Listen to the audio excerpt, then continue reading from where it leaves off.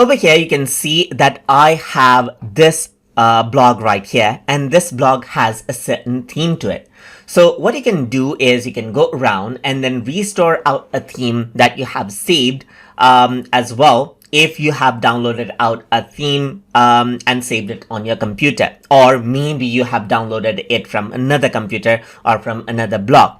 So to go around and restore out your theme that you have downloaded or saved out previously, you can go around onto your dashboard and then you can go around onto the theme section. Once you go around over here, you can click on the drop down button right here and then go around and click on restore. So once you do that, you can see that upload is an option, and if you were to go around and click right here, then you can go around and access out the area with that particular theme and